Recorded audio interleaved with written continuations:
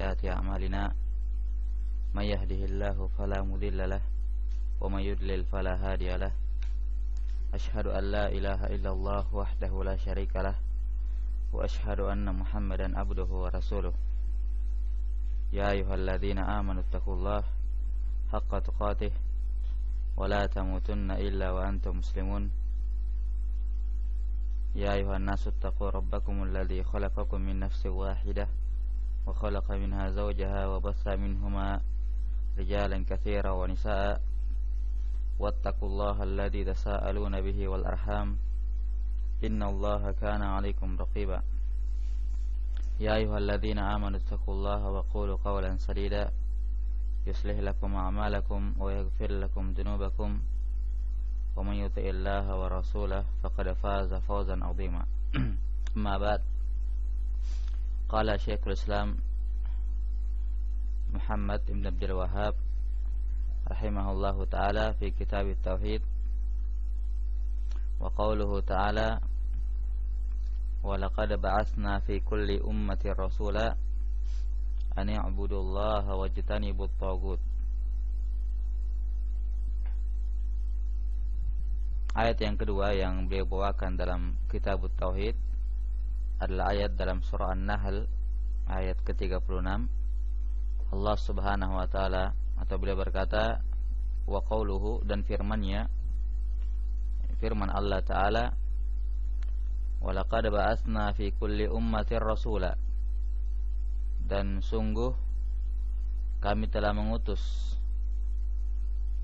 fi kulli ummatin, pada setiap umat, rasulan, rasul. Ani abudullaha, yakni agar mereka semua menyerukan ani abudullaha, agar hendaknya mereka beribadah kepada Allah Subhanahu wa taala semata, wajtanibut tagut, dan hendaknya mereka menjauhi tagut. Ayat ini disebutkan pada tempat yang kedua oleh penulis rahimahullah, atau sebelumnya.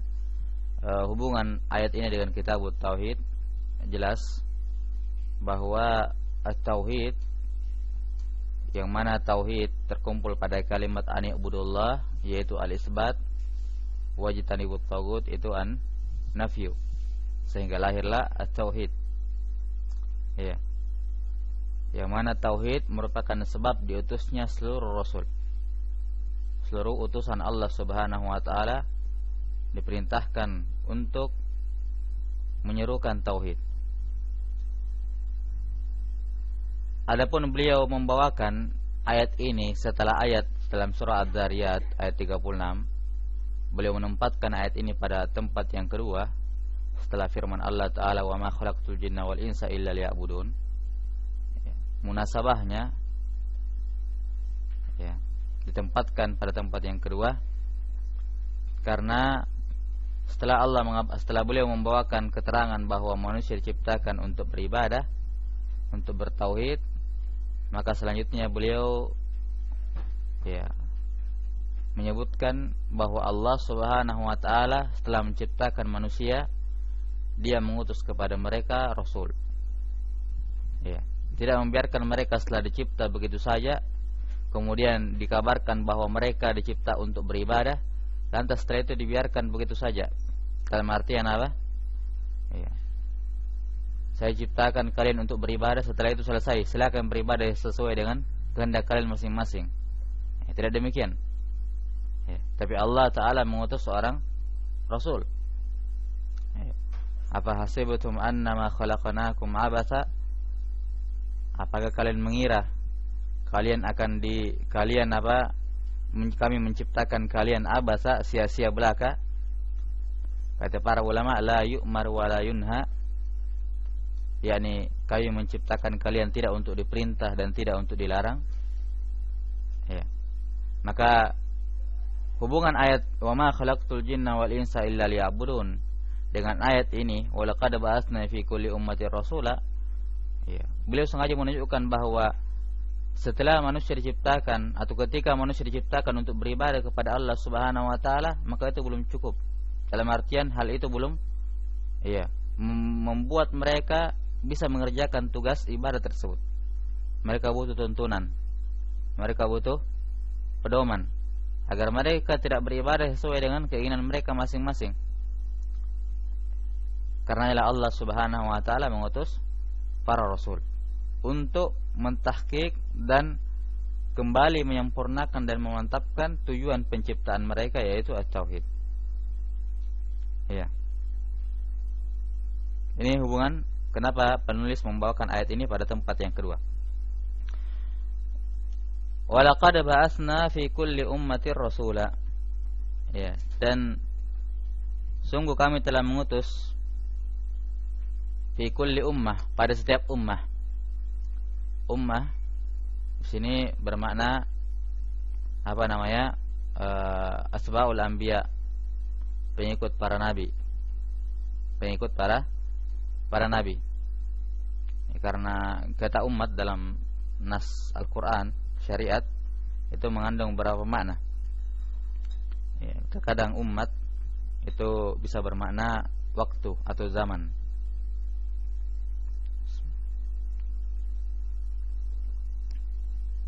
Iya, waktu atau zaman. Misalnya pada firman Allah dalam surah Yusuf tentang siapa? Dua orang yang dipenjara itu, setelah diberitahukan mimpi, takwil mimpinya, kamu satu nanti akan dipenggal, kamu nanti akan dibebaskan. Ya. Maka Nabi Yusuf berkata kepada yang dibebaskan ini, nanti sebutkan tentang saya di hadapan raja. Ya. Maka setelah dia keluar, dia lupa untuk menceritakan apa? Ya, kemampuan Nabi Yusuf untuk mentawil mimpi. Nanti setelah berlalu beberapa saat, barulah kemudian raja bermimpi, barulah apa? Orang ini ingat dengan Nabi Yusuf. Allah mengatakan waddakara ba'da ummatin. Dan orang ini pun mengingat setelah umat, yakni setelah beberapa waktu atau zaman. Ya. Ini umat bermakna waktu atau zaman. Iya. Dan umat juga bisa bermakna apa namanya? Ta'ifatun minan nas, sekelompok manusia. Sekelompok manusia. Seperti pada firman Allah Ta'ala tentang Nabi Musa yang menjumpai sekelompok orang yang meminumkan kambingnya setelah beliau lari dari kota, ya, menuju ke Madian. Sebutkan fawajada ummatan minan nas yasqun. Maka beliau menemukan ummah, sekelompok orang yang memberikan makan ternaknya. Iya. Dan juga ummah bisa bermakna rajulun yuqtada bihi, lelaki yang dijadikan tokoh atau dijadikan panutan. Lelaki yang dijadikan panutan, seperti nanti akan datang pada firman Allah Subhanahu wa taala, inna Ibrahimah kana ummatan, dalam surah An-Nahl ayat 120, bahwa Ibrahim itu adalah umat. Maksudnya umat di sini yakni beliau adalah seorang lelaki yang ditiru, dijadikan contoh. Ya. Jadi umat di sini apa namanya? Bermakna atba'ul anbiya, pengikut para nabi. Ini 4 makna yang tersebut dalam Al-Qur'an, ya. Kata makna umat. Walaupun Ibnu Al-Mulaqqin menyebutkan ada 8 makna dari kata umat ini. Kata beliau rahimahullah, walaqad kata Allah Subhanahu wa taala, walaqad ba'atsna fi kulli ummatin rasula. Kami telah mengutus kepada setiap umat itu rasul. Di sini rasul nakirah fi siyaqil isbat, bermakna sehingga menunjukkan makna mutlak, itlaq. Yani Allah mengutus kepada setiap umat rasul, mutlak. Diutus rasul setiap umat. Tapi berapa rasulnya? 1 rasul, 2 rasul atau 3? Tidak dijelaskan. Jadi ayat ini tidak menunjukkan bahwa satu umat itu 1 rasul. Satu umat 1 rasul. Karena kenyataan menunjukkan bahwa satu umat terkadang diutus padanya 2, 3, bahkan lebih rasul.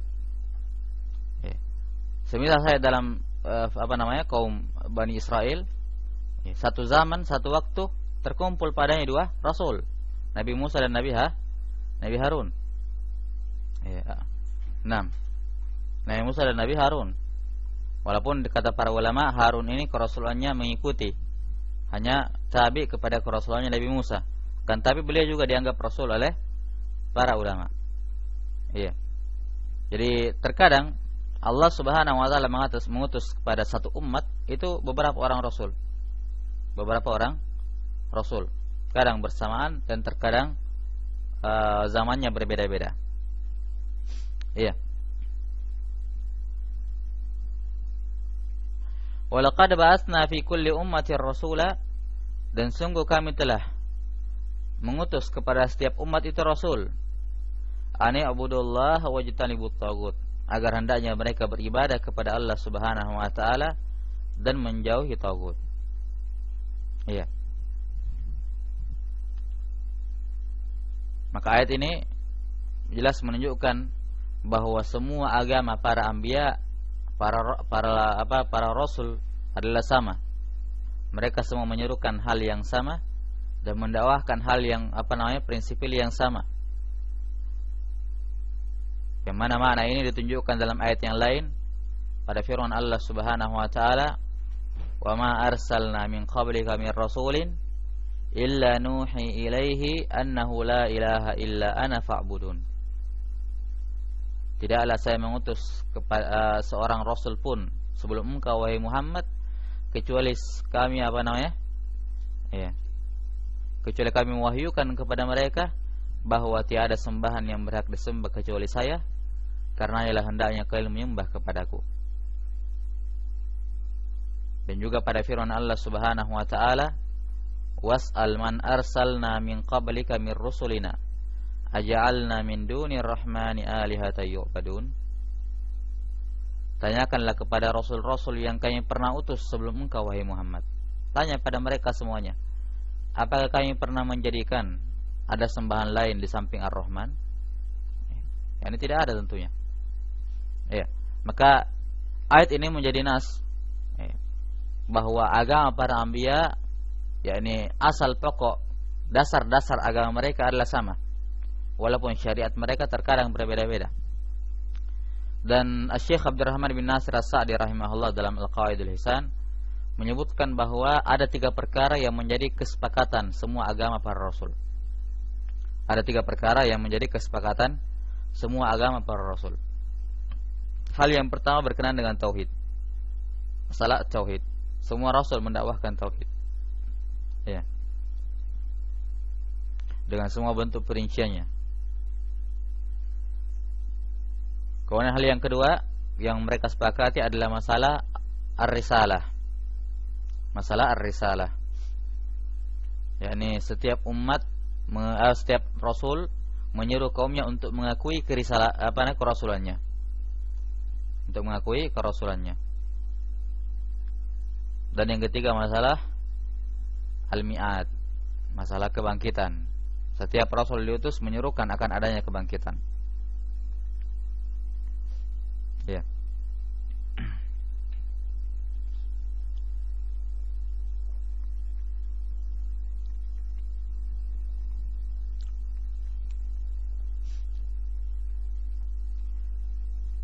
Jadi Allah Subhanahu wa taala mengutus kepada setiap umat rasul ani abudullah, yakni agar hendaknya mereka yang mana mereka para rasul ini menyuruhkan kepada kaumnya ubudullah wajtanibut tagut, sembahlah Allah Subhanahu wa taala dan jauhilah tagut. Dan ini yang tersebut seperti yang tersebut dalam surah dalam beberapa tempat dalam Al-Qur'an ketika Allah Subhanahu wa taala menyebutkan para rasul.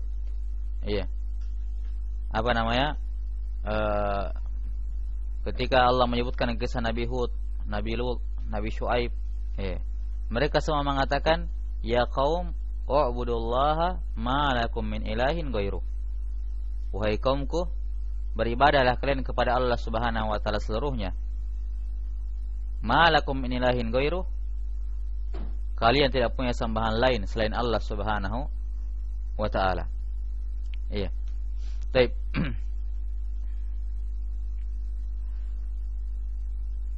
Pada firman Allah Subhanahu wa taala, ani ibudullah, hendaknya kalian beribadah kepada Allah Subhanahu wa taala.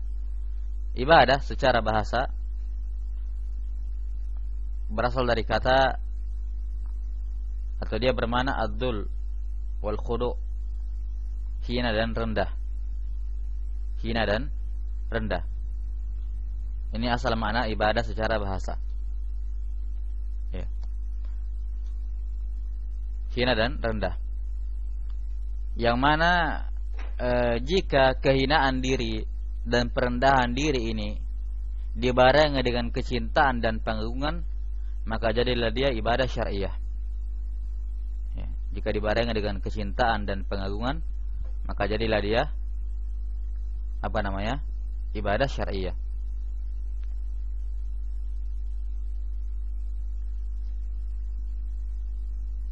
Adapun secara istilah,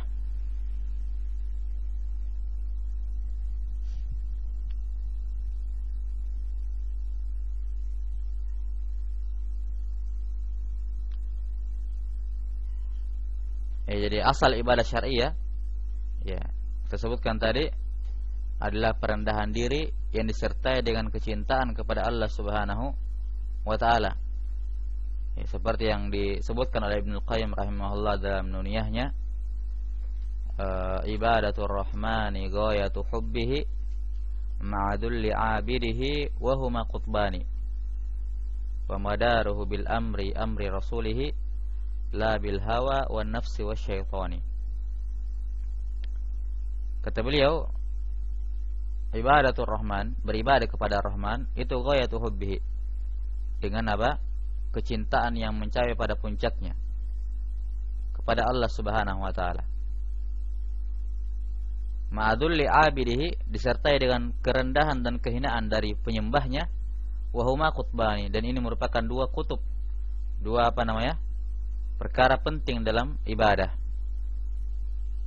Wa madaruhu bil amri rasulihi, dan perputaran ibadah itu pada perintah, yakni perintah rasulnya, la bil hawa wan nafsi wasyaitani, bukan dengan hawa nafsu ataupun la bil hawa, bukan dengan hawa, wan nafsi wasyaitan, atau dengan bisikan jiwa ataupun dengan ajakan syaitan. Maka ibadah syariah ini yang terkumpul pada penghinaan diri kepada Allah Ta'ala dan kecintaan kepadanya. Karena ialah pada firman Allah Subhanahu wa taala ketika Allah menyifati orang-orang yang beriman, innahum kanu yusari'una fil khairat wa yad'unana raghaba wa rahaba wa kanu lana khashi'in. Mereka adalah orang yang berlomba-lomba menuju kebaikan, dan mereka berdoa dan beribadah kepada kami dalam keadaan raghaba, cinta kepada kami, wa rahaba, takut kepada kami, ya, wa kanu lana khashi'in, dan mereka adalah orang-orang yang khusyuk, yang tunduk hatinya kepada kami. Ya.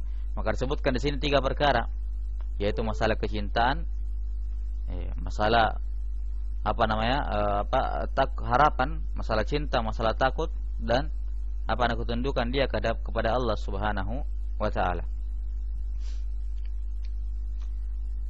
Adapun ibadah dari sisi syariat, dari sisi istilah, ya, definisi yang paling masyhur adalah apa yang disebutkan oleh Ibnu Taimiyah rahimahullah di awal kitabnya Al-Ubudiyah. Ketika beliau memberikan definisi ibadah, kata beliau, al-ibadah ismun jami'un likulli ma yuhibbuhu Allahu wa yardahu.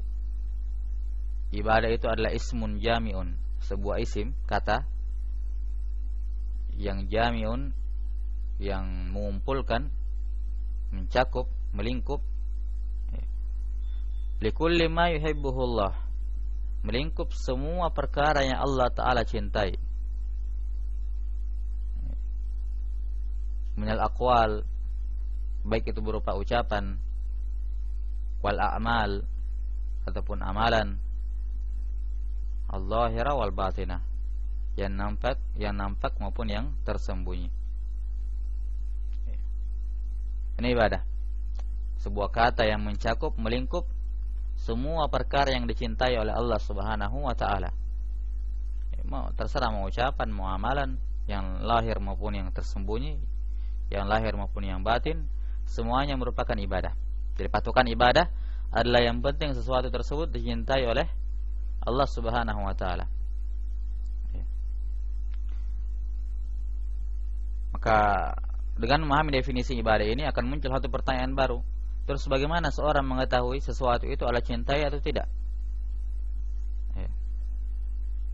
Kalau ibadah itu adalah semua perkara yang Allah cintai, terus bagaimana kita bisa mengetahui sesuatu itu Allah cintai? Maka ada beberapa cara untuk mengetahuinya. Yang pertama, atau terkadang kita mengetahui Allah mencintai sesuatu dengan apa? Dengan cara dia memerintahkannya. Dia perintahkan sesuatu, walaupun tidak disebutkan apa pahalanya, yakni pahala khusus ya. Sebuah amalan tidak ada pahala khususnya. Tapi kalau diperintahkan, disyariatkan, berarti dia ibadah.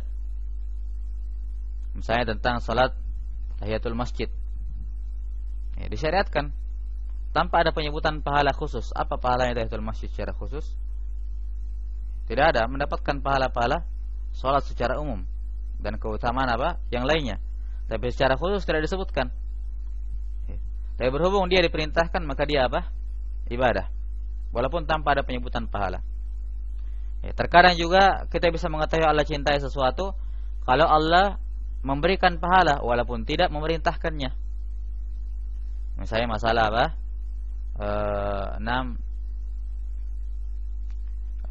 Ini salat duha. Ya.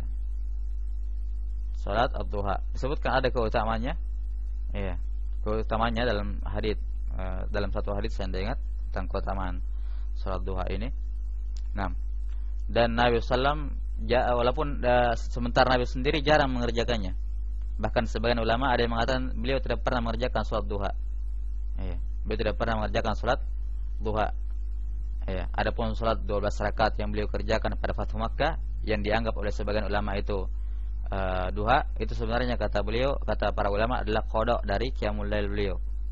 Iya. Jelas ada silang pendapat. Ala kulli hal, walaupun sebagian ulama berpendapat bahwa Nabi tidak pernah mengerjakan salat duha, tapi mereka sepakat ada hadits yang sabit mengenai keutamaannya. Karena ia tetap disyariatkan walaupun Nabi tidak pernah mengerjakannya atau jarang mengerjakannya. Ini juga menunjukkan dia ibadah karena dijanjikan pahala walaupun tidak diperintahkan.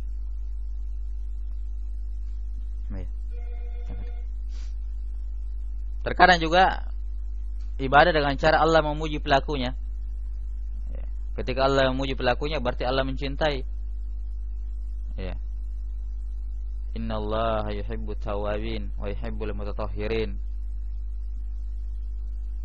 Allah mencintai orang-orang yang bertobat dan senantiasa bersuci. Dipuji pelakunya. Atau sebaliknya Allah mengancam kalau ditinggalkan, itu berarti Allah mencintainya. Ketika Allah mengancam sesuatu ketika dia ditinggalkan, itu berarti Allah Subhanahu wa taala mencintainya dan seterusnya. Ya, ini hal yang mudah insyaallah untuk mengetahui hal ini.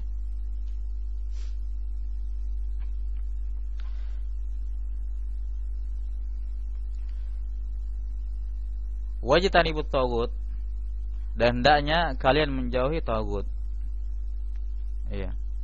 Di sini beliau menggunakan atau Allah Taala menggunakan kata wajtanibu.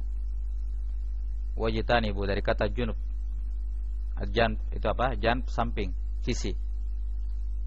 Allah tidak mengatakan utruku at-tagut, tinggalkan tagut. Atau apa namanya? Hal-hal yang sama dengannya. Ya. Tapi beliau menggunakan kata tapi Allah Taala menggunakan kata ijtanibu tagut. Ya. Ijtanibu at-tagut. Yakni jadikanlah tagut tersebut berada pada janb satu sisi dan engkau berada pada sisi yang lain. Ya. Ibarat apa? Uang logam. Ya, uang logam memiliki dua janb, dua sisi. Ya, dua sisi. Ya. Dikatakan ijtanibu, yakni jadikan sesuatu itu di sisi yang lain dan kamu di sisi yang lain. Yang walaupun diapakan tidak akan bisa bertemu. Kan begitu. Ini menunjukkan larangan yang keras dari kesyirikan. Karena seandainya dikatakan utruku, tinggalkan tagut, kalau ditinggalkan masih bisa kembali. Kan begitu. Atau misalnya dikatakan jauhilah tagut. Jauhilah tagut, menjauh masih bisa mendekat. Tapi kalau dikatakan ijtanibu, yang dijadikan kamu di satu sisi dan kesyirikan di sisi yang lain, maka apa? Dua sisi uang logam tidak akan bisa bertemu. Tidak akan bisa bertemu. Di mana dari kata ijtanibu, yakni jadikanlah kesyirikan dalam satu jan pada satu sisi dan engkau berada pada sisi yang lain. Iya. Lihat ya bagaimana lafaz. Dan karena ialah Ibrahim alaihissalam berdoa dengan doa seperti ini. Nanti akan datang pada pembahasan al-khauf minasyirk ketika Ibrahim alaihissalam mengatakan wajnubni wa baniya an na'budal asnam. Wajnubni. Jadikanlah saya dan keturunanku di satu jan, satu sisi, dan apa? Syirik di sisi yang lain. Beliau tidak mengatakan Allahumma ba'id baini, ba'id baini wa baina syirk. Jauhkanlah saya antara saya dan syirik. Tapi beliau menggunakan kata apa? Wajnubni. Wajnubni, yakni jadikanlah saya dan kesyirikan masing-masing berada pada sisi yang berlawanan yang tidak akan bisa bertemu. Iya. Yang menunjukkan bagaimana larangan yang keras dari Allah Subhanahu wa taala terhadap kesyirikan. Agar seorang muslim sama sekali tidak boleh untuk menyentuhnya. Iya, wajtanibut tagut dan tinggalkanlah at-tagut. Tinggalkanlah at-tagut. At-tagut ini berasal dari kata at-tughyan, pelampauan batas. Tughyan yang bermakna mujawazatul had, lewat batas, melampaui batas. Ini secara bahasa, melampaui batas. Seperti pada firman Allah Subhanahu wa taala, inna lamma taghal ma'u hamalnakum fil jariyah. Sesungguhnya kami tatkala air itu sudah tagha, yakni melewat batasnya, sudah terlampau tinggi, kami pun apa? Mengangkat kalian di atas al-jariyah. Di atas apa namanya? Perahu, kapal. Ini at-tughyan atau tagut secara bahasa. Adapun secara istilah, maka definisi yang paling jami, yang paling mencakup dalam masalah ini adalah apa yang disebutkan oleh Ibnu Al-Qayyim rahimahullahu taala tentang tagut. Di mana beliau mengatakan tentang tagut, kullu ma tajawaza bihil abdu haddahu. Kullu ma tajawaza bihil abdu haddahu. Segala sesuatu yang tajawaza bihi al-abdu habbahu, haddahu. Segala sesuatu di mana seorang hamba melewati kadarnya, melewati batas dari kadar dia selaku hamba. Segala sesuatu di mana seorang hamba melewati kadar kepantasan dia sebagai hamba. Min ma'budin, apakah dengan dia berupa sembahan, au matbu'in, atau berupa tokoh yang diikuti, au muta'in, atau dia berupa tokoh yang atau penguasa yang diikuti, apa yang ditaati. Penguasa yang ditaati.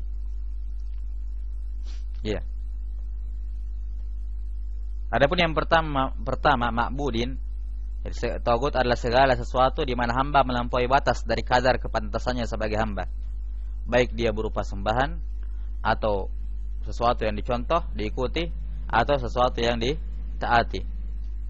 Adapun yang pertama, dia berupa sembahan, maka jelas semua bentuk sembahan itu tughyan, tagut. Kapan sudah disembah, walaupun sekecil apapun bentuk penyembahannya, sudah tagut orang itu. Kemudian yang kedua, adapun bentuk matbu yang diikuti, tokoh yang diikuti, maka di sini makhluk, ada sebagian makhluk yang boleh diikuti. Ada sebagian makhluk yang boleh diikuti. Siapa mereka? Para ulama, kan begitu. Mereka diikuti. Tapi pengikutan kepada para ulama ada batasnya. Ada patokan tertingginya sampai di situ. Nah, kapan lewat batas, jadilah ulama tersebut tagut. Nah, demikian pula yang ketiga, muta', sesuatu yang ditaati. Siapa yang ditaati? Penguasa. pemerintah. Ya. Pemerintah wajib untuk ditaati dan didengarkan ucapannya, dilaksanakan perintahnya. Tapi ada hadnya, ada batasan paling tingginya sampai mana? Kapan ketaatan melewati batas dari kepantasan dia sebagai hamba, ya, maka jadilah hakim atau amir tersebut adalah tagut.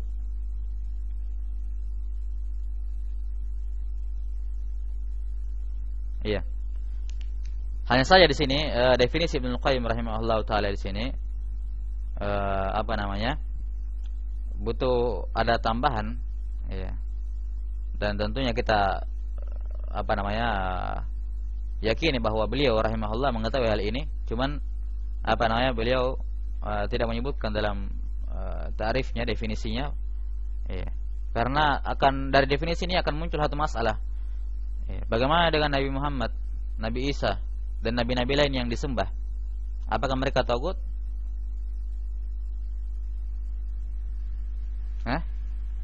Mereka tagut? Kan bukan, iya kan? Padahal menurut definisi masuk dalam kategori definisi, dia disembah, ya. Mereka disembah. Tapi apakah mereka tagut yang kita disuruh menjauh darinya? Jawabannya jelas bukan.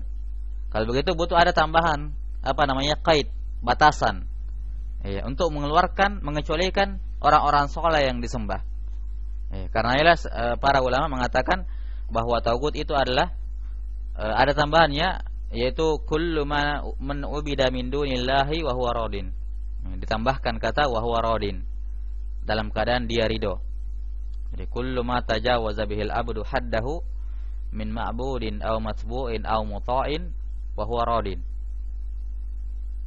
Segala sesuatu di mana seorang hamba melampaui batasnya, baik berupa sembahan ataupun tokoh yang ditaati atau yang didengarkan, jadikan contoh dalam keadaan dia ridho. Artinya apa? Kapan dia ridho dia tagut. Tapi kalau dia tidak ridho diperlakukan seperti itu, maka apa? Dia bukanlah tagut. Dia bukanlah tagut. Baik. Kira cukup dulu insyaallah taala. Ada penjelasan tentang ibadah dan juga keterangan sedikit tentang tagut. Insyaallah taala kita akan lanjutkan pada pertemuan yang akan datang. Wallahu a'lam bishawab.